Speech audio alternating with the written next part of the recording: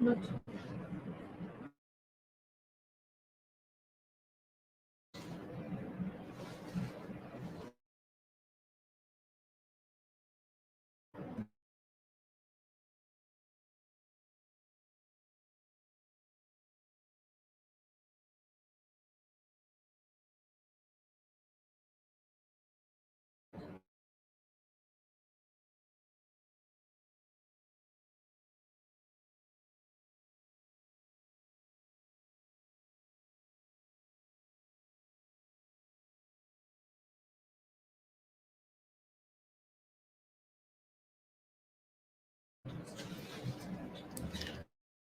أعوذ بالله من الشيطان الرجيم بسم الله الرحمن الرحيم Assalamu alaikum wa rahmatullahi wa barakatuh. It gives me immense pleasure to welcome you all to our first of inshallah many sessions where we're hoping to discuss about how small business in our community and home-based businesses in our community can expand and grow their business, reach out to more customers. Speaking to and learning from industry experts and consultants from our community.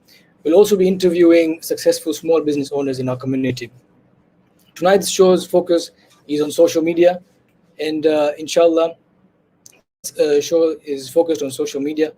And so, inshallah, we'll be speaking to experts in the field of social media. We'll ask them our questions and hopefully learn a lot from them.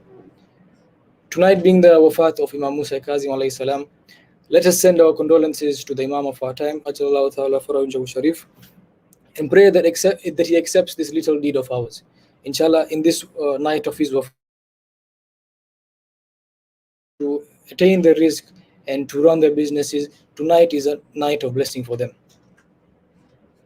Before we start the show and start the interviews, I'd like to introduce the organizers of these sessions. These sessions were collaborated by two subcommittees of the KSIJ of Dar es Salaam.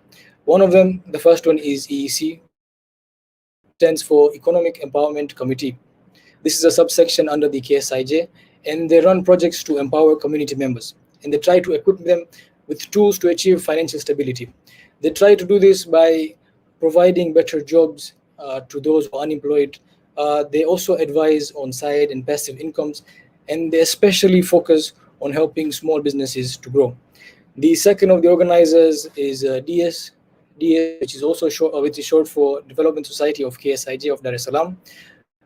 They provide platforms to the youth to come and discuss their ideas and actualize these and serve the community. A few months ago, the EEC had rolled out a survey. They were trying to understand the financial state of the community members. And mashallah, we got an overwhelming response from up to 800 community members. Keeping in mind that we are a community of traders, it was no surprise that so many of the community members are self-employed. And from that self-employed, we realized there's a chunk who are running their businesses from home. And we asked them what they need, and they replied with they need more sons and they need more trainings on how to grow their business. So inshallah, that is exactly what we're trying to do with these sessions. Inshallah, we'll try to answer the questions as well. Without further ado, I'd like to begin our first segment of tonight. Inshallah, we'll be interviewing successful small business owners in our community, which are run by women. I'd like to welcome Sisters Zora and Kaniz. Assalamu alaikum. Sister Kaniz is the owner and manager of Street Cafe.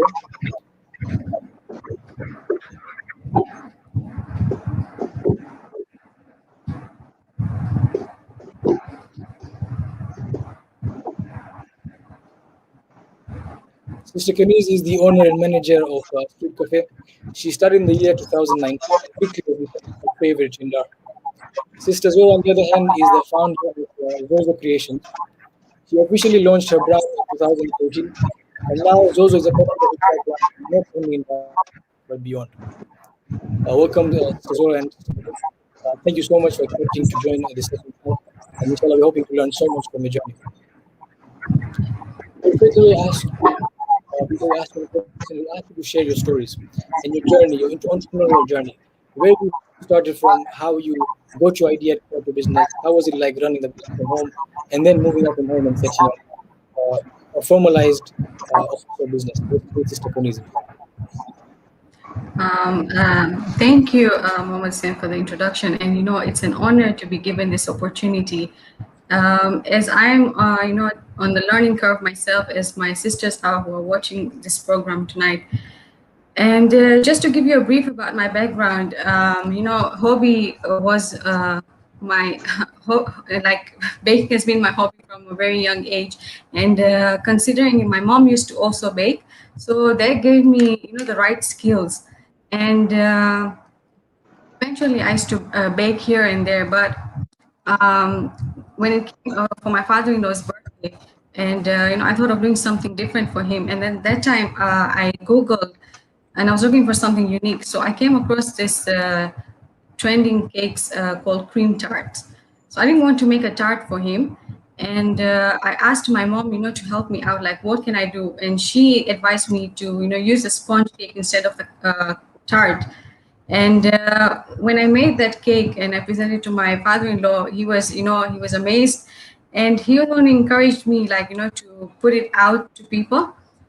And that's when I posted on Instagram using my own account.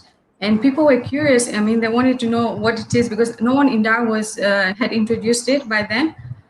So I was initially the first one to introduce it, and of course, I had a small audience at that time, and I got lucky that my husband at the same time, he wanted to open a business, so he was thinking about.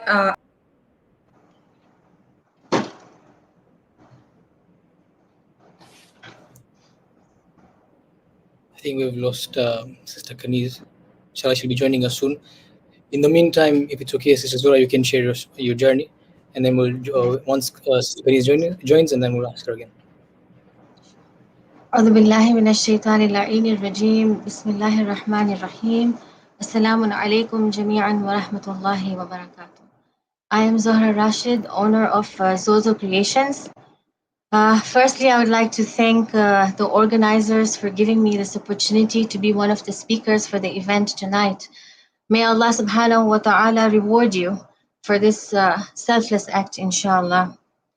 I plan on sharing my journey and experience today and give you an insight of what took me to be here today. I today stand here before you as a proof that our community, our society is becoming more progressive, giving women more opportunities to express themselves and to cement our footprint in the business world today. Hopefully, this event inspires you, encourages you to unleash your inner strength, and to allow your vision to take shape and to be able to live up to your dreams, inshallah. I always wanted to start up a business that was different, it was unique. And at some point of my life, I felt that it was important to create value and to make my life more productive. At that time, I had no idea what the business world is like out there. Um, what are the clientele demands? I had no clue absolutely what sort of a business I would like to um, venture out on. But I had this passion deep down my heart that I wanted to do something within the service industry. I guess it's probably something that was digged in me. It runs through my blood.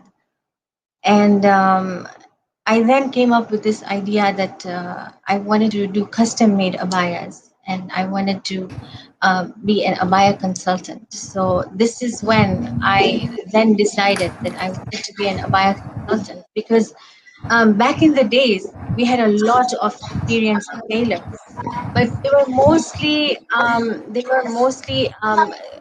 concentrated or they were for the Indian market and they were specialized with like bridal wear, but everything to do with Indian. The moment we would think that we wanted to get an abaya done, we would think of straight away traveling to either Dubai, Doha, or Pakistan. So I said, why don't we do something different? Somebody wants an abaya, somebody wants to customize something for their big day, they need an abaya consultant. So then I came up with this idea that let's do something different. And the idea of making abayas then came in.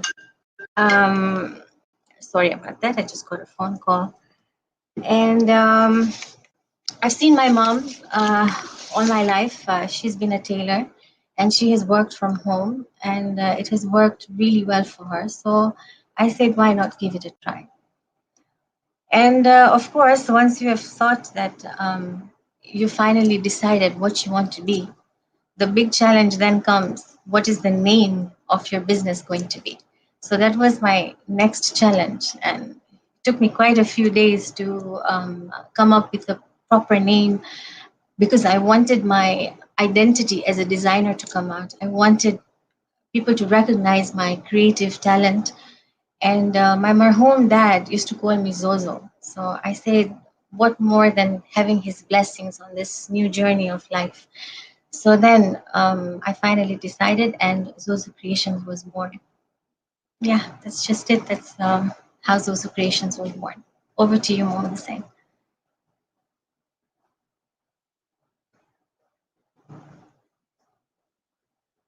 Thank you for sharing with us such an insightful story. I want to ask you, when we ask sometimes people in just 2 minutes, it sounds very easy. Sister Kaniz about her journey. Would you be able to share some of the challenges you faced in your journey?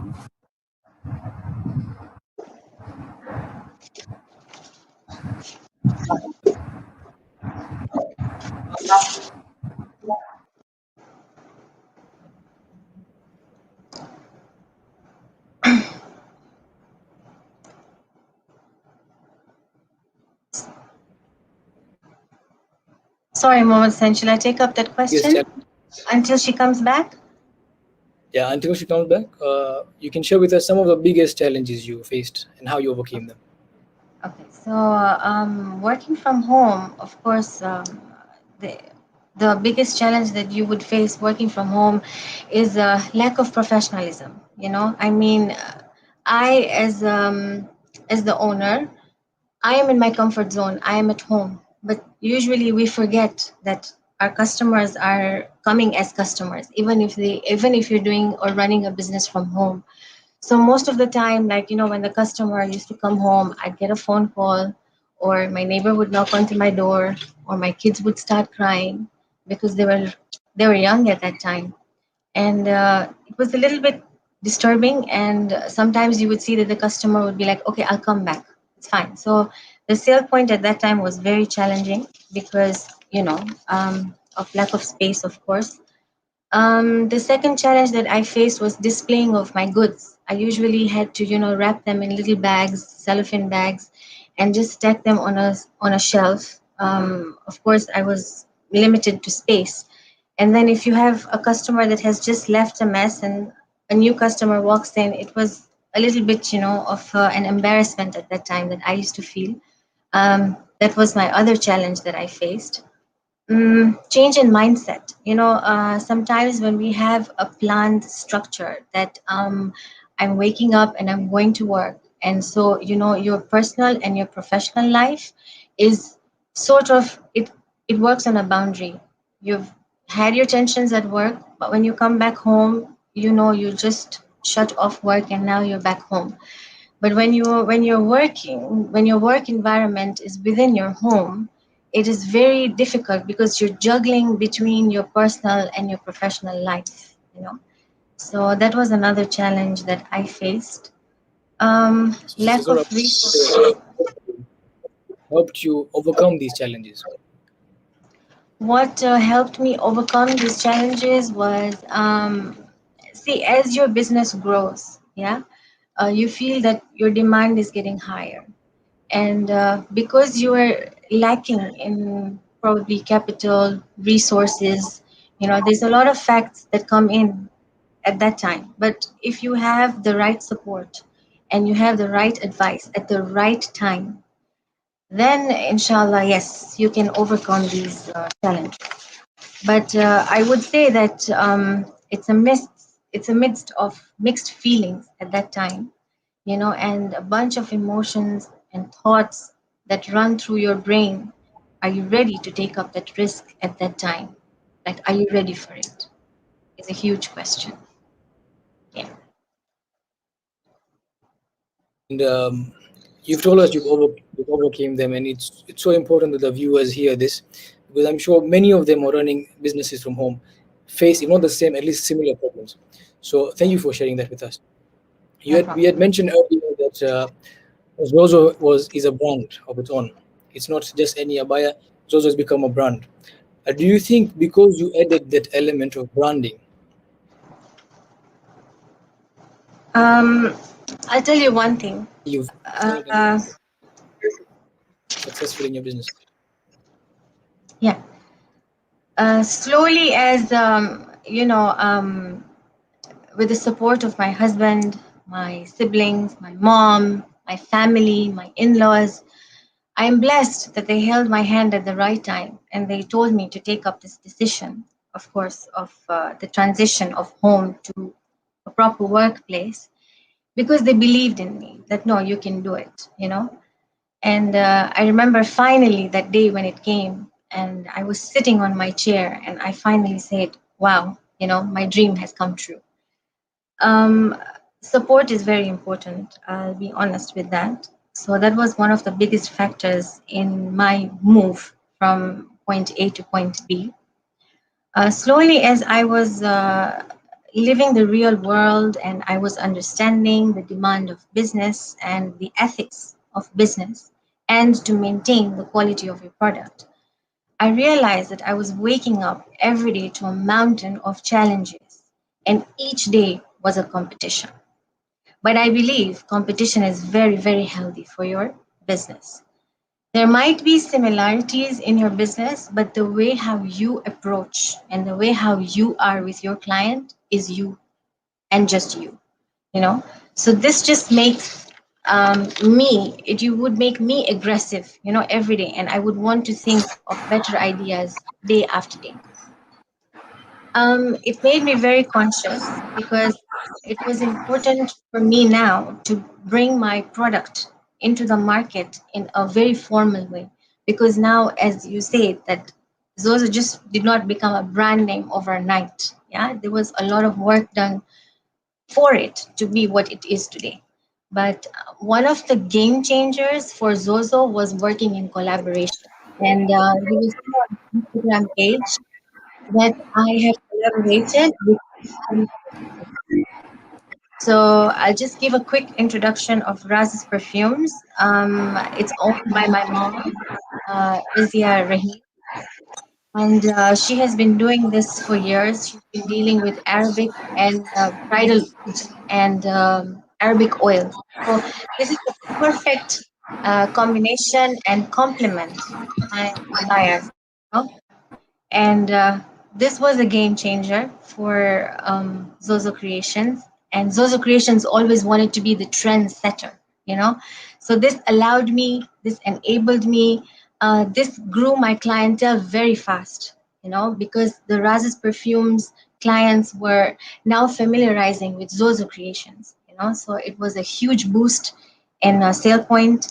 My abayas always smell divine. My clients literally call me and tell me, Zuzu, what did you use in my abaya today? And I'd be like, it's the bridal oud or it's the Arabic oud. So that So is you see, exactly what you're thinking about, is to make sure you're different. If you're doing something, make sure you're putting in an extra effort, not to be the same like everyone. And it's such an important lesson to learn from your journey. We are glad to have Sister Kaniz back with us. Sister Kaniz, if I can ask you a more specific question, uh, how much would you say social media has helped excel your business?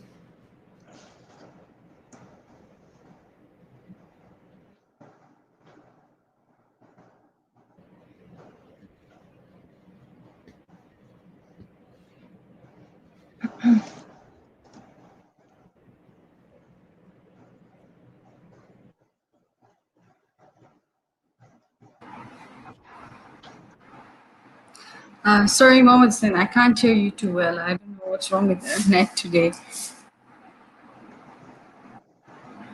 No, there's no problem. I was asking you more of a specific question on how you think and how much social media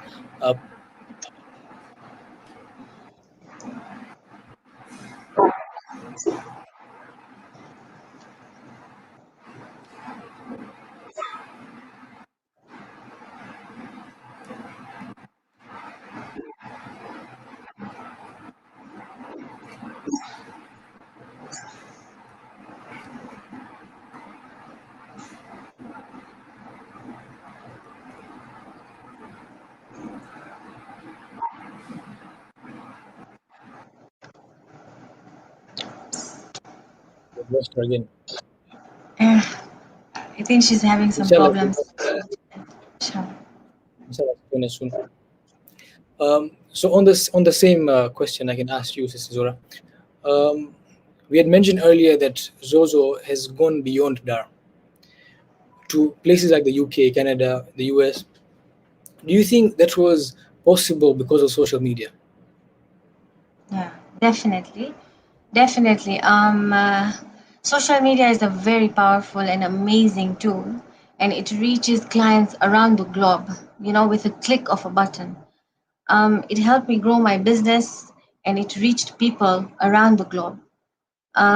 It just breathes life into my products and expresses the quality visually. It's amazing how Instagram just, allows your product to express on its own, but visually to your clients. Right now, visually, everything visually is very, very important, and it kind of stamps onto the client's brain. You wouldn't believe it. Sometimes you post something and you get a DM right away. Hey, Zozo, how much is this for? So, yes, definitely. Instagram has really been a great help.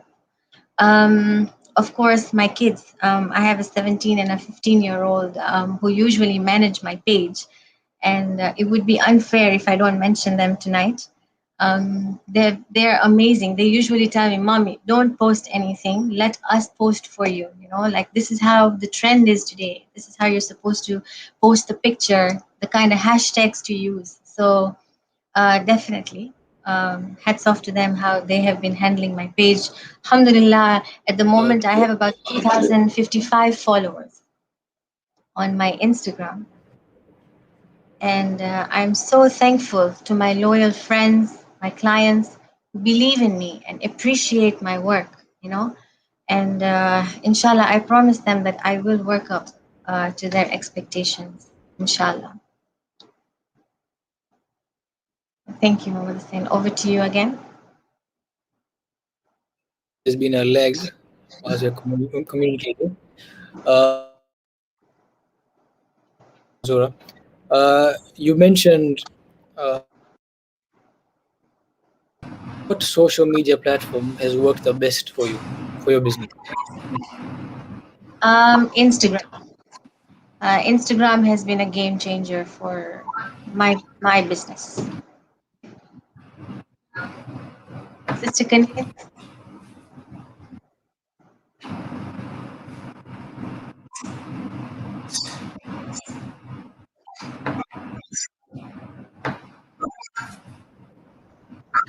So can you put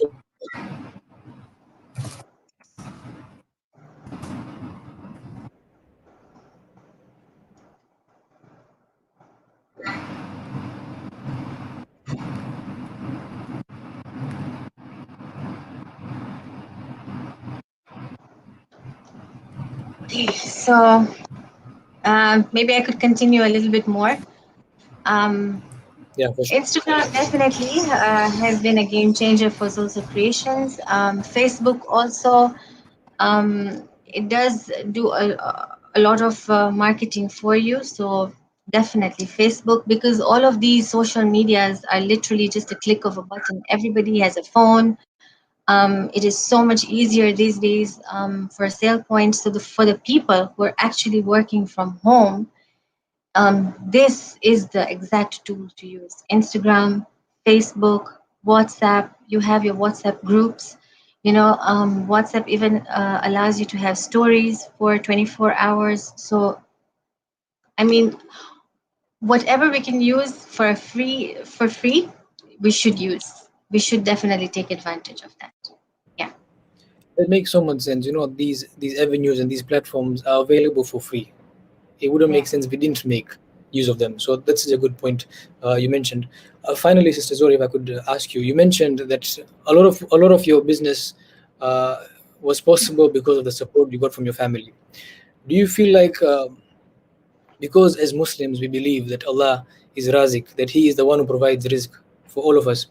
Do you feel like during tough times that gave you hope, especially seeing competition or sometimes things not working out for you, especially when you are home? Did you feel like trusting Allah, leaving everything to Him, helped you, keep going?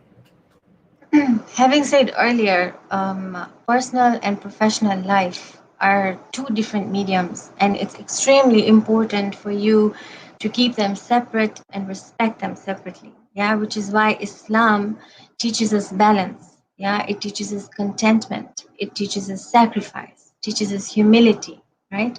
So it is, of course, there are times when you feel that there is no light at the end of this tunnel, but Allah keeps on reminding us to hold on to the rope of hope. Yeah, and I'd like to quote an ayah from the Holy Quran. Bismillahir Rahmanir Rahim. This is from Surah Al-Baqarah 286. Allah subhanahu wa ta'ala says, Allah does not burden a soul more than it can bear. So I think this ayah already so much to us. I hope I have answered your question.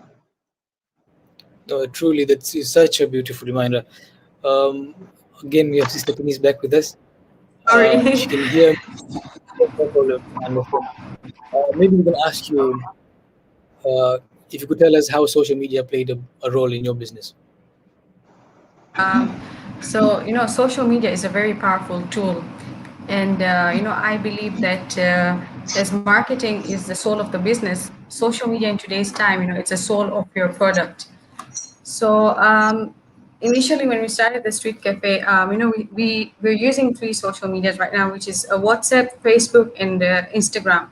But mainly, like people followed us on Instagram, and when we started, we asked our family and friends as well to share it on their story, and this is how we got the followers. And also by sponsoring just one ad, you can reach to 1,000 of people. So sometimes even creating a good content and being socially active helps as well. And for other people, it might be like time consuming, but the effect that it has on your business, I think, is just immense, and I think it's worth it. So also creating customer relation and getting feedback from customers, I think Instagram helped us a lot. And also on Facebook, there's a group for the restaurants. It's called the restaurants are good, the bad, and the ugly. So if your reviews are put up over there, and if it's a good review, then it's a win-win for you. So yes, sometimes for the younger generation, I feel it's easier for them to use the social media, but for the older generation, it might be complicated and hard. So if you can't do that part of your business, I suggest you to get someone to handle that particular part of your business, because it's very important. And also if there's no one, you can always hire someone to handle that part of your business. And we have our social media experts, brother Ali Jawad and brother Shani Abbas. I think they're going to implement, and they're going to enlighten more. Yeah, so I was speaking to Sister Zora, and she mentioned how these platforms are easily available and freely available. So it only makes Yes, sense that yes. you took advantage of them. Uh, Before I ask Sister Kaniz to give us some words of hope for women who are working from home now and want to expand the business, I would just like to remind the viewers that they can comment any questions that they'd like to ask to the speakers, and inshallah we'll try to answer them. So, Sister Kaniz, maybe as a closing note, what would you say the role of family and your faith has played in your business? um, my mom has always taught me this, that tawakkal to ilallah, okay, which means trusting in God's plan. And the Quran also says for the fact that success is only achieved when you have put trust in God. So that kind of motivates you as well spiritually, and also remembering that God is our Razak, He's the provider. So if He can provide small end, you are His best creation. So yeah, it's very supportive, and I think it motivates you, and also your family. And I think Zora can relate over here. Your home duties and work duties. It's hard to balance these two out, and it's very important for you to have a supportive structure. And I'll add on to that. I'm fortunate, to have a very supportive family, a supportive husband, and especially when we started the street cafe, just a few months before that, I lost my dad. He had lung cancer. So he passed away in June 2019, and we established a Sweet Cafe in September. So I had only 2 or 3 months to gather up myself to come out from that emotional phase. And if it wasn't my husband at that particular time, to support me and pressurize me to focus on my goal, I don't think I would be able to come out from that situation. So it's very important to have a supportive structure, and it motivates you. It makes you more stronger and even more confident. That is such a good reminder, especially like a tough time you mentioned. Whilst we're discussing, I was taking some summarize some of the tips you've given us. I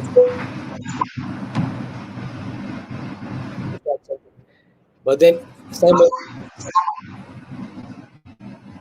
best. Second would be to do something you're passionate about, that you're really passionate about, and knew you could be successful. And third, to obviously tools that are so freely available, like social. So thank.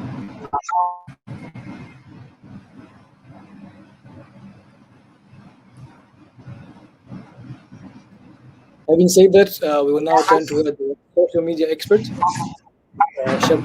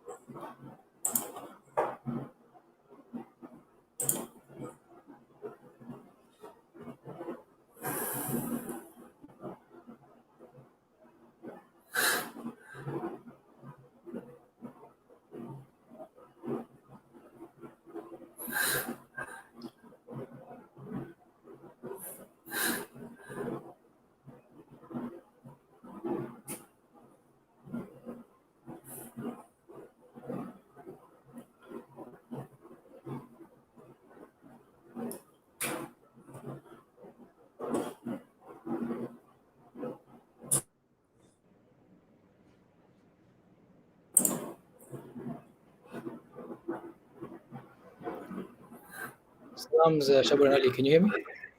Yes, Alaikum Salam, how are you? Alaikum salam. How are you? So we've been struggling so much in this. Alhamdulillah. How are you guys?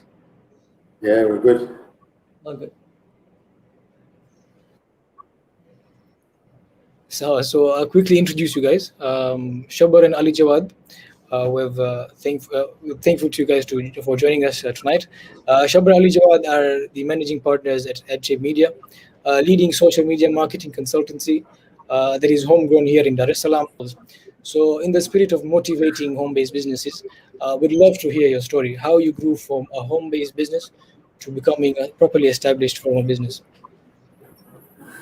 Okay, Ali Jawad, thank you for having us over. So our journey started in 2006, right after we finished our O levels. Right out of school, we wanted to get into advertising, and we started with our first business, which was a brochure distribution business in 2006. We helped companies reach the right target audience by setting up brochure distribution stands across Dar es Salaam. Our stands used to be in different kinds of locations like the airport, Limani, hospitals, and such. This business was a good start for us. It allowed us to sort of know a lot of companies and get a good introduction to advertising. Over 2 to 3 years, we pivoted and sort of evolved into a digital screen business. So a lot of the locations where we had our brochure distribution stands became digital screen locations. And at that time, I remember flat screen TVs were a novelty. And anytime you put up a flat screen TV in any location, people would actually stand up and watch. So we placed some of these flat screen TVs in high traffic locations, and we would sell space on these TVs to clients who wish to advertise and reach people who are more likely to be in those kind of locations. And it worked quite well because especially hospitals, you'd get businesses who would want to advertise to clients who are visiting hospitals. We'd get travel agencies who would want to advertise to people who would see our screen at the airport. This business was, alhamdulillah, very successful. And we then eventually evolved into what is the first, what was at that time the first online marketing agency in Tanzania, which was in 2010. And that's kind of what we do and is what we've been doing over the last decade, alhamdulillah.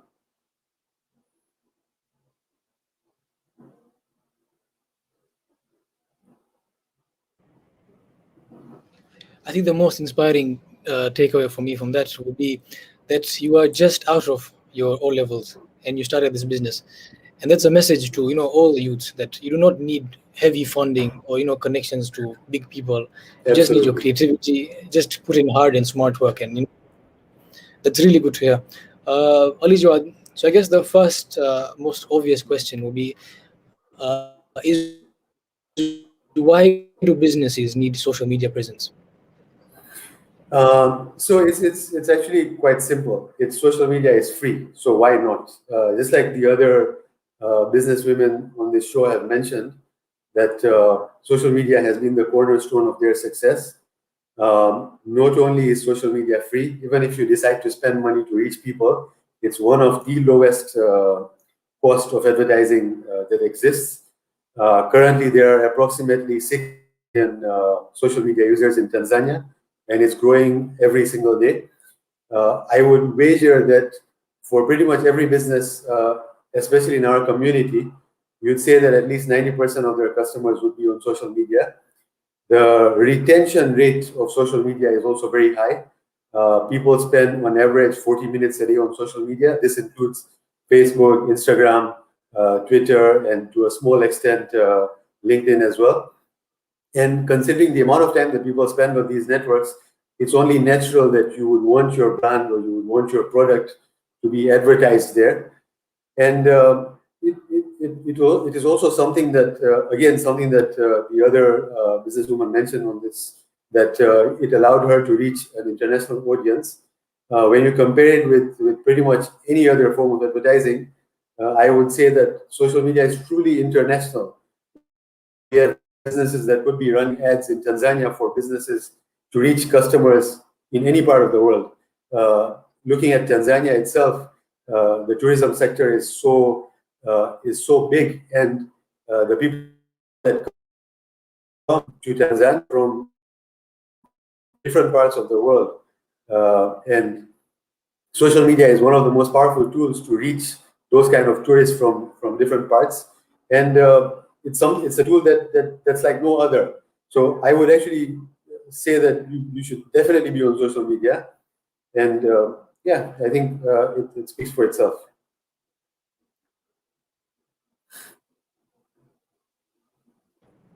Indeed, it only makes sense, with these kind of stats that you've shared with us, it only makes sense that businesses are on social media, or they'll be missing out on a large and big demographic that could be potentially their customers. But I feel like many businesses, the trouble they face, maybe, especially the small ones, the home-based ones, is when they do join Instagram. The question is, how do they start? building their profile? What do they post? Or first of all, choosing the best platform for them. Shaba, would you be able to give an insight on that, please? Yeah, sure.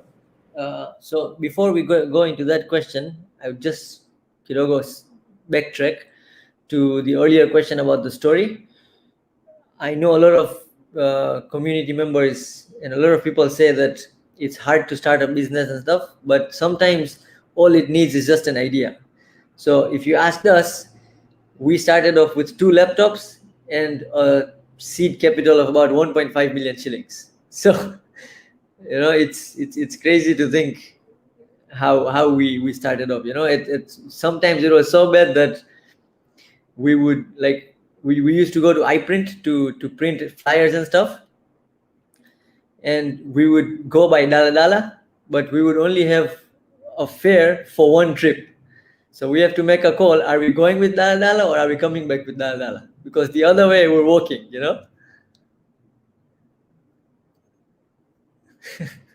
So yeah, and one more thing, the support that we got from our community members was amazing. Like when we got started, the first people that we approached for advertising were, of course, our community businesses. And not only did they understand what we were trying to do, but they also supported us a lot. And till to date, they still do support us. So community is, very important.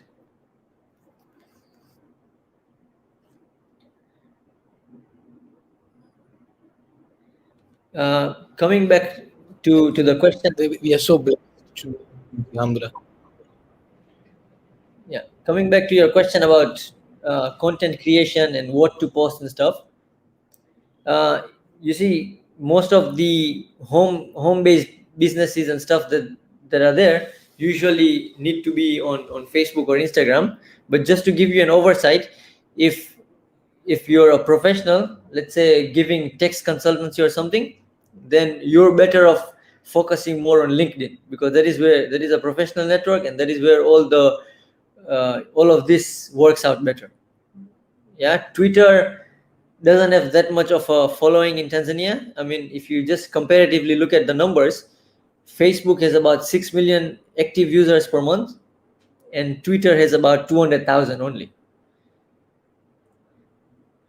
So 2 of the main platforms that we will be discussing today are pretty much Facebook and Instagram. And like how the earlier sisters mentioned, Instagram has been phenomenal for their growth.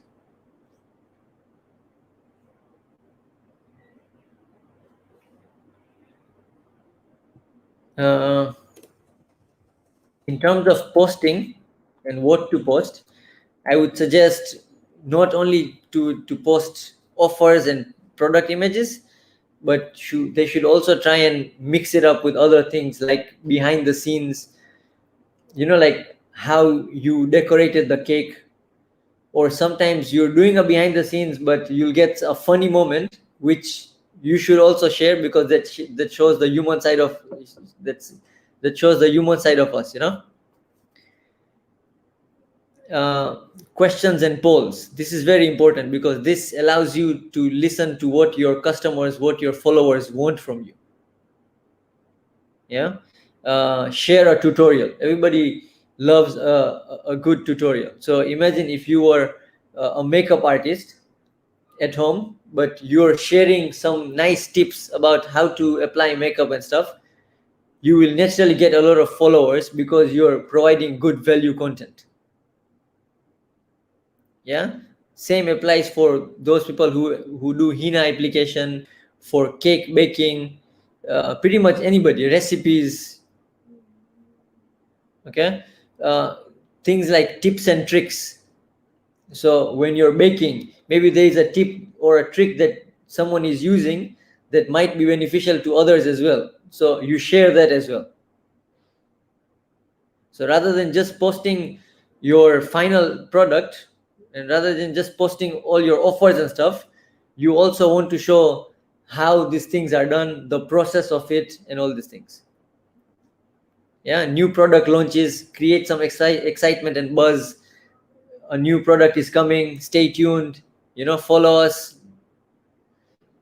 a blast from the past. So imagine if you were, I'm sure if somebody was making a cake, their icing skills 5 years ago will have leveled up immensely by now, you know. So imagine if you had a cake 5 years ago and you just show up before and after, sort of, you know, like 2015, 2020, and it would be a big difference, you know, to show your followers what you've been through, your journey. And lastly, a lot of times all of these people, they do post things on their page, but we also need to remember that social media, when you're posting this on your page, when people are seeing this on their feeds, yeah, you're one of 1,000 other people who are doing cakes.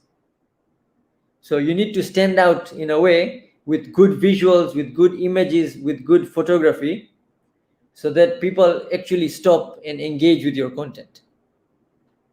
And the good thing is that these days you don't need a DSLR camera. Our mobiles are very capable of taking good pictures. It's just that we need to set up Kidogo, put in a little bit of effort to make the pictures look better. I'll come back to the cake example. If you spent like 5 hours making the perfect cake, you wouldn't want to take picture with the baking pans in your kitchen, on your kitchen top, with, you know, flour all around, and a messy background. You'd want to put it on a nice table with some flowers or something around it so that it looks visually pleasing. So I think mobile photography and As mixing a up the content.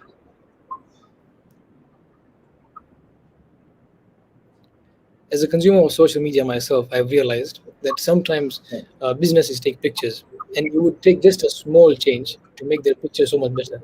So, like you mentioned, like the setting is so important. Sometimes even just turning on or off the flashlight makes a huge difference to Yeah. the picture. So, say these businesses have gone through the process of choosing some good pictures. They've posted it, and their families and friends have liked these posts. How do they go, like, the next step and engage more followers, people who would actually buy their products from Instagram? How do we take that step? If Alijawad can give an insight on that. Yeah. So it's actually Instagram is one of the networks that has a very high organic reach. So followers is extremely important, just like you mentioned.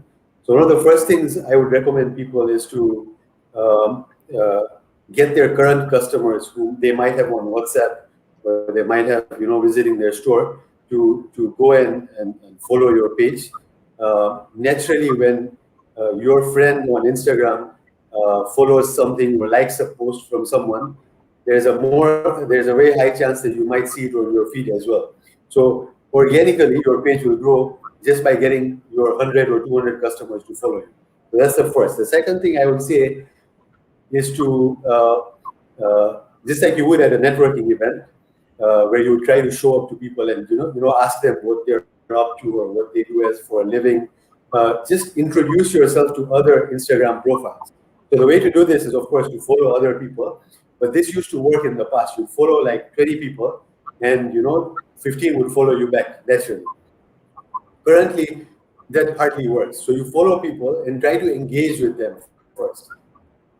So just go check out their profile, say hi, introduce your business, introduce what you do, and more often than not, by adding the little bit of human touch, you're more likely to get these people to follow you back. Another thing that you can do is Instagram tries to show, both Instagram and Facebook try to show content on your feed that's very relevant to you.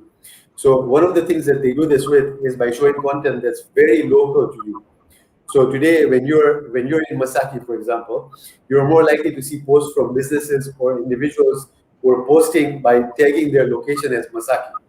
So as a business who is in Masaki, for example, it would make sense to do this very little thing when you're posting, which is to tag your location. And we've seen a lot of businesses not take advantage of this. That actually helps you get a lot of followers from a very hyper targeted location. Finally, just like Shabar mentioned, post amazing content. And don't just post a content, write a good caption, ask people to engage, ask them a question, and add those little things with hashtags at the bottom. I can't stress enough how important the hashtags are, because hashtags allow Instagram to better position your post.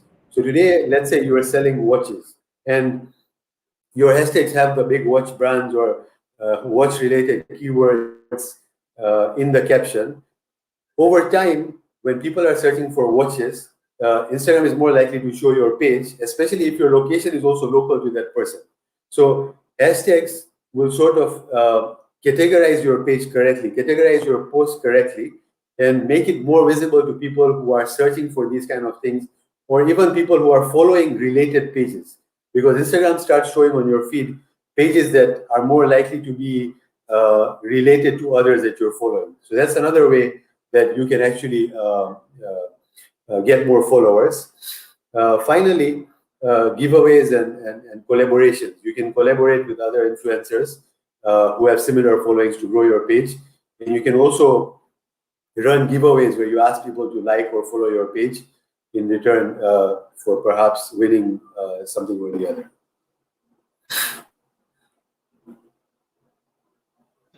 I've noticed the most successful ones are giveaways, especially those in collaboration with other brands. So, Shaba, for businesses who want to do these collaborations and giveaways, what do you think would be some of the do's and don'ts when doing these giveaways? So the first thing that we need to look at is so when you're doing a giveaway, it's an easy way to build audiences, because you're giving out something for free in return for people to follow you. Yeah, but at the same time, I would suggest people to actually collaborate with other pages who complement their business. So for example, if we have a photographer who wants to do a giveaway, maybe he should team up with someone who does makeup, and then they can do a giveaway together. That way what happens is that you're promoting the same giveaway from two different pages to a much bigger audience, and each of the page will cross promote each other. That way each one will grow together, and hopefully work out better for both of them. Again, so that is just a giveaway. Another thing that you can do is a simple offer, which is like a gift hamper or an offer. Like Easter is coming up, right? So imagine on Easter, again, something like photography or abaya and perfumes or cakes and photography. All these things go together hand in hand, right? So if they were to create, let's say, an Easter offer where they offer this as a package, and it's a collaboration between two pages, that way both of them again will be promoting it, and hopefully each one will be able to take advantage of the other audience as well.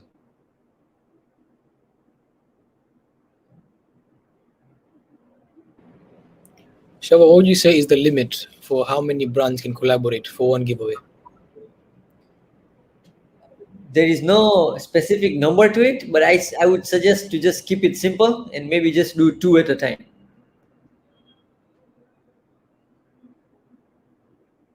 There is this thing called KISS. Okay, that makes sense. Where it says keep it simple, silly. So I like to do that with everything. So I would suggest keep it to two. Keeping that in mind, there's another tool that Instagram offers, which is sponsored ads. So, in the endeavor of looking for more followers, many businesses post a particular picture or giveaway and then sponsor that ad in the hopes of getting more followers. Alijo, what do you think when someone is setting out to do a sponsored ad? What budget should they keep in mind? What kind of people should they target? And how will they be able to measure if the sponsored ad did well or not? Okay, so the first thing I would do is before you even start doing any form of paid advertising, it's very important to be already measuring your results with what you've achieved organically. So if you're a business and you're having like 7 or 8 different kinds of products, you probably have posted them organically before you even look into paid advertising, and you might have seen the kind of results that you get. So I would suggest that for the first few months, just measure your results organically, see what works, and then invest start with a very minimal budget for your first product that you try to sponsor. Perhaps like Instagram allows you to start with just $5. Start with a small budget, promote your post. $5 will allow you to promote it for like a day. See the kind of results that you get. Run another experiment, promote another product for another $5. Perhaps spend like $50 or $100 in experimenting. It's very important that you don't go overboard. Don't set budgets that are monthly, that could be like $500 or $1,000 before you test things out. So start with very small budgets, see how they work. In marketing, there can never be enough split tests. You need to be trying different artworks, different posts, different kind of photography for the kind of content that you promote, different offers. And then when you sponsor these, it allows you to reach a large number of people immediately in a span of 24 hours. So it allows you to immediately know what works and what doesn't. Secondly, I would say that Instagram and Facebook both allow you a host of different targeting options. So there is what we call behavioral, geographical, and interest-based targeting options. So each of these have their benefits. So when you're running an ad on Instagram, you can actually target a very small location. So if you're a retail outlet, try to set a very small target radius so people don't have to walk or come from very far to come and buy the product, unless it's something that you can offer delivery for. And Instagram actually allows you to target, Facebook and Instagram allow you to target a geographical radius of as low or as specific as 1 mile surrounding your target location. Secondly, you can look at interest-based targeting. Just like I mentioned earlier, Instagram tries to create profiles for people browsing.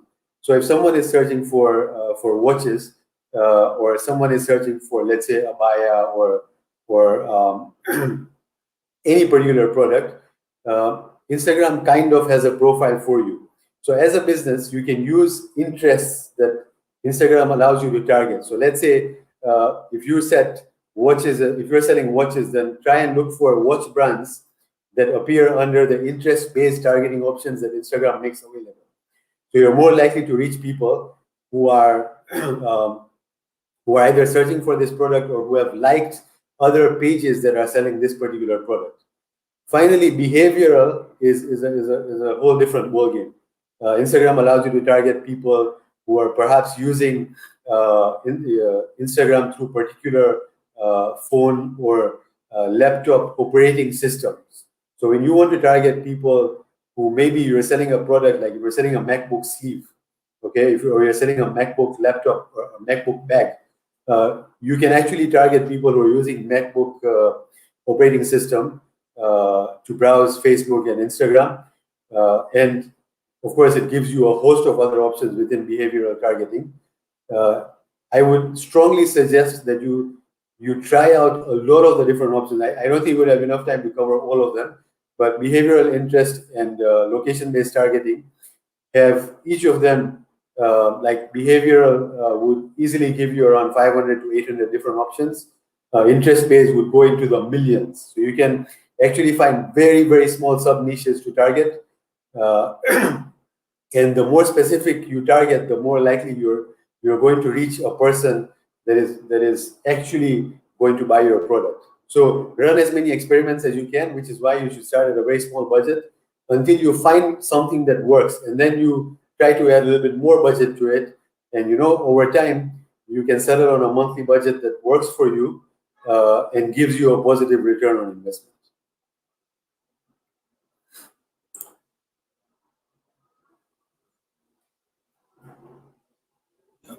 Ali, what would you keep as an indication that a particular sponsored ad worked or not? So what I would do is, like, when you run a sponsored ad, you're more likely to get comments if it's for Instagram. So I would look at so if you have, just like I said, if you have multiple products in your portfolio and you're trying to run, I would suggest you run an Instagram ad for one product and then gauge over the next 2 to 3 days what kind of calls you receive asking about that product, what kind of Instagram DMs you receive asking about that product, what are the comments that are under that particular post, and use that to sort of gauge the response that you received. so that you can either do more of that, maybe run more posts and promote those for that particular product, or perhaps increase your budget and promote that post for a longer period.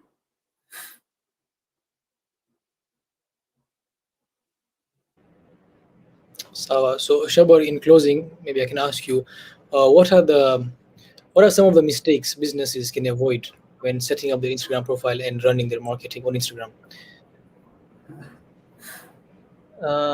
In terms of mistakes, I would say maybe two things.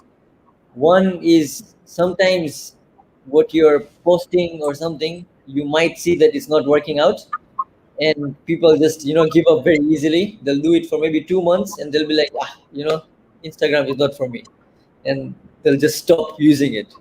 I suggest not to stop, because there is no wrong way of using social media. It's just maybe, like I mentioned earlier, you might be posting the images, but just small changes in terms of how you present the product and how you take the pictures and stuff will make a big difference. So just making those small changes will really help in terms of improving your Instagram following and the actual sales and the business side of things.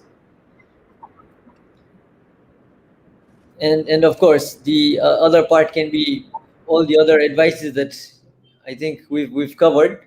I don't think we have enough time to cover everything in details, but we have covered, we've just touched on some of the topics that we would want people to focus on.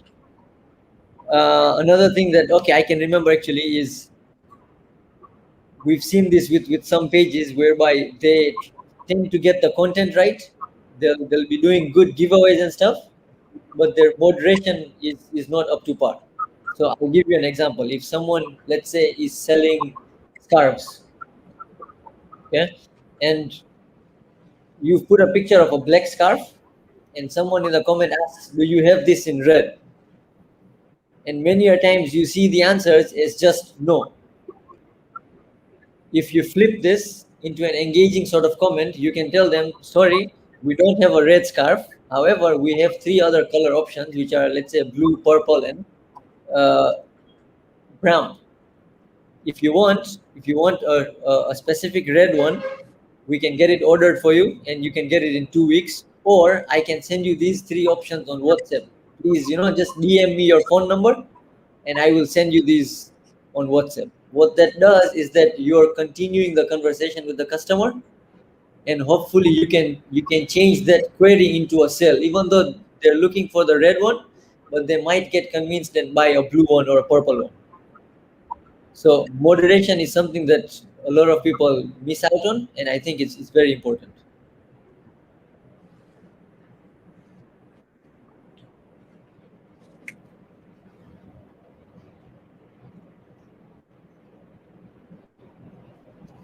I think we've all been on the receiving end of answers like that on Instagram, and it's true. Sometimes it puts you off the way some businesses reply to your questions to them.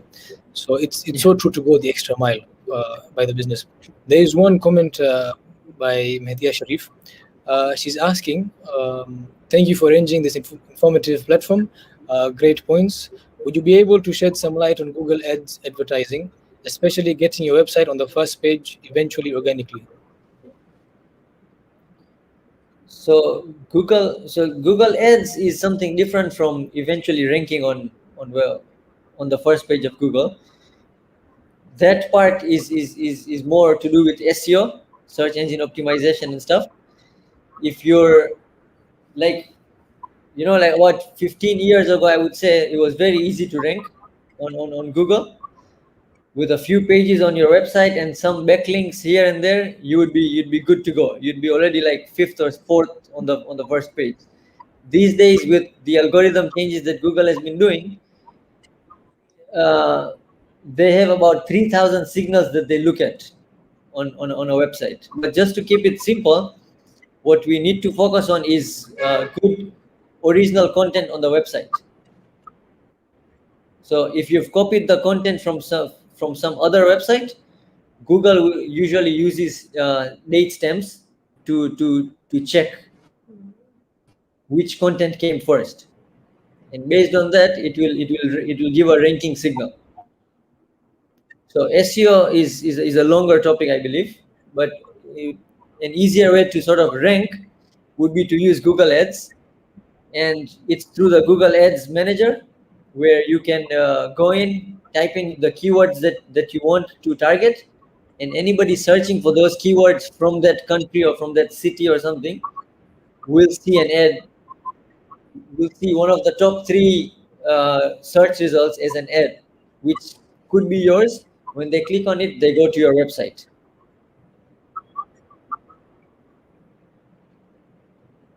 Maybe SEO can be a different session, inshallah. Yeah, Like you mentioned, there's so much we can discuss about social media there's and so marketing. much.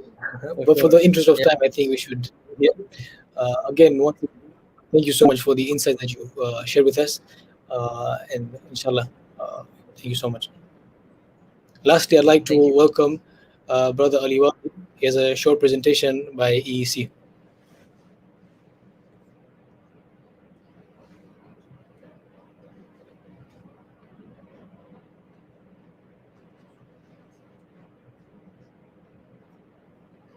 I'd like to start my little talk with the saying of Imam Ali. He has said, Allah has ordered you to leave your house and earn a living through hard work. Let this serve as a reminder, firstly to me and then to the viewers, that working hard to earn a living is part of Islam. Our Aimma worked very hard under the hot sun out in the fields, harvesting crops to make an honest living. This should be an example to us. We, as the Muslims of today, are lucky that in modern times we've been blessed with so many opportunities and means to earn an honest living. My name is Ali Walzi, and I'm the Secretary of the Economic Empowerment Committee. Our role as a committee is to better and to uplift the members of our community. We aim to achieve this by collecting information, providing financial solutions, and helping develop businesses of all different sizes. We also aim to improve the skill set of budding entrepreneurs by providing them with access to bigger markets and opportunities, helping resolve challenges for their growing. So feel free to reach out to us. We have conducted those surveys, as Brother Muhammad mentioned earlier, and you, the viewers and the public, have requested that these topics to be discussed by our experts. I'm here to remind the viewers that this is the first in this introductory series. Inshallah, in the future, we have shows like this. There's a lot more exciting events, seminars, and products that we have planned for the future. We would really love to hear your feedback, comments, and suggestions. Feel free to email us at eec@ksijdar.org. Lastly, I'd like to thank you all, along with the presenters, for your time this evening. Asanteni sana.